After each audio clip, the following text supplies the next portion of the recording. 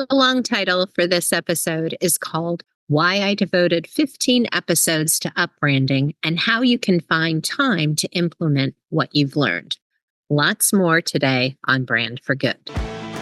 Welcome to Brand for Good, the show for purpose-driven leaders who want to build timeless brands and create sustainable impact. I'm Lorraine Sugart, former PR and marketing executive turned founder of the disruptive agency Prosper for Purpose. I've worked with some of the world's most beloved brands, and I'm here to help you elevate your brand identity, visibility, influence, and impact. Are you ready to brand for good? Let's go. Welcome back to Brand for Good. Today, I'm going to take a step back to share why I decided to devote 15 episodes to the concept of upbranding, and more importantly, how you can now find the time to implement everything you've learned so far. You may have wondered why 15 episodes on upbranding.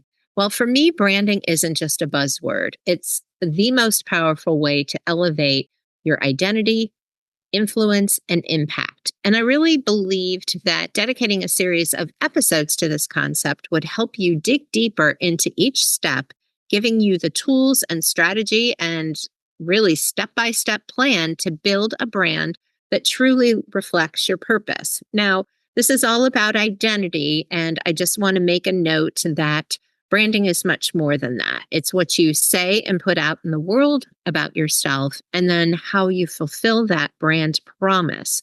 And we'll get into that later. We've touched on that in previous episodes, but right now I'm talking about the brand identity, where it all begins.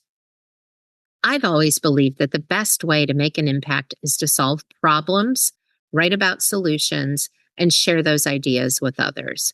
These three activities, solving problems, writing, and teaching, are my three absolute favorite things to do. And they're why I started this podcast in the first place. My love of teaching, you may have heard me say this before, has been with me since I was a kid. I still remember very clearly how my second and then fourth grade teachers opened doors that really changed my life. Not only did they show me the power of learning and how it could be fun, they made me curious. And they also instilled in me the joy of sharing knowledge with others. Those early experiences really helped shape who I am today and definitely inspired my passion for teaching. Now, it's a whole other story about why I didn't end up as a teacher. We can save that one for another day. But let's just say I've taken the path that I had always planned on, but not in the way that I originally thought. And so with my podcast, I really felt like this was a way to teach on a regular basis. And while most podcasters might start with the goal of growing their audience so that they can really grow their business, I began with a goal of growing my impact. I realized that through this podcast, I have the potential to reach so many more people than I ever could with my agency alone. That's why I'm committed to helping you not just listen, but actually implement what you learn in the episodes. So I know how busy life gets. You might be thinking, Lorraine, this all sounds great, but where do I actually find the time to do the work? So this is where I want to give you some practical advice. And believe me, I was not a natural to this. I really had to experiment and learn. But let's just start with the most effective way that I have found to find time for what matters is to use block scheduling. Do you remember block scheduling for school? You'd have these blocks of time for classes that would be, an hour and a half, 2 hours. I had a 3-hour class. And you were really immersed. And at first I thought that that wouldn't be very fun, but the more I've done it, the more I've come to love block scheduling. And it's essentially blocking out on your calendar, whether it's a paper calendar or a phone calendar or a computer calendar that meshes with your phone. You really want to block out dedicated time and put what it's for. And then you want to add the time for thinking about your brand and working on your brand.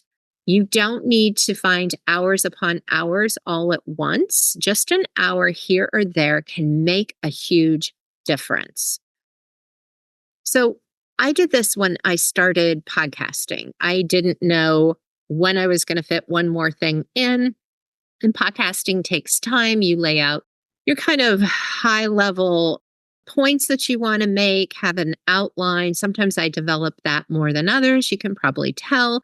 But really, to produce something that's long form content, whether it's a podcast or a blog or doing anything else that requires a lot of uninterrupted time, it's really important to block that out. So I would say if you're at the point where you're like, yeah, I really do want to work on my brand, how am I going to do this? Allocate even just 1 hour to explore each step, and you will find that you're steadily moving toward the finish line. You don't have to rush this process. Remember, great branding doesn't happen overnight. It does take thoughtful consideration, creativity, and a commitment to seeing it through. However, procrastination and perfectionism get in the way of progress. So if you're going to devote, say, an hour in a week, make sure that you don't skip a week. If you can, try to find 2 hours in the same week. Maybe one of those hours is over the weekend. But make sure that you schedule a regular time and make sure you honor it. One of the things that I learned when I first started doing block scheduling is if the commitment was just for me and no one else would be affected if I didn't honor that block, I tended to push it away if there was something that felt more important. Over time, I've learned that that's a really bad idea. And so now my times are pretty sacred. If something does come up and I can't honor it, I immediately take that slot and move it somewhere else on my calendar, even if that means pushing something else to another time, because it's that important. So don't just blow through that reserved time. Honor it, or if something comes up, move it to another time, preferably within 24 hours so that you can get it done. And then commit to yourself that this is not just for you, but for the health of your business and your family. So my hope is that by taking this step-by-step approach that I laid out for you all in the series, you'll not only learn, but truly internalize the principles of branding. And whether you're doing this for the first time or you're upbranding like I am, these principles remain the same and they're great to revisit every few years. By going through this process, you're going to create a brand that's stronger, more aligned with your values, and more impactful in the world. And isn't that what we all want, to create an impact? So remember, my goal with this podcast isn't just to grow an audience, it's to grow an impact. And I'm here to support you on this journey. So here's your challenge. Block out some time this week, just 1 hour to start. Go back to the beginning of our upbranding series, listen to the episodes, and take action on what resonates with you. By doing this, you'll be amazed at how much progress you can make over a very short period of time. Thank you again for tuning into this special series of Brand for Good. If you enjoyed this, please share it with your network or leave us a review. Your support helps us reach more purpose-driven leaders like you, and that is my goal. Until next time, keep working on your brand and making a difference. Thank you so much for spending this time with me. Thank you so much for tuning in to the Brand for Good show. If you like what you heard, please hit the subscribe button so you never miss an episode, and leave a review so other purpose-driven leaders can find this valuable content. To learn more about building a brand for good, please visit prosperforpurpose.com for more resources and information on all the ways you can work with us.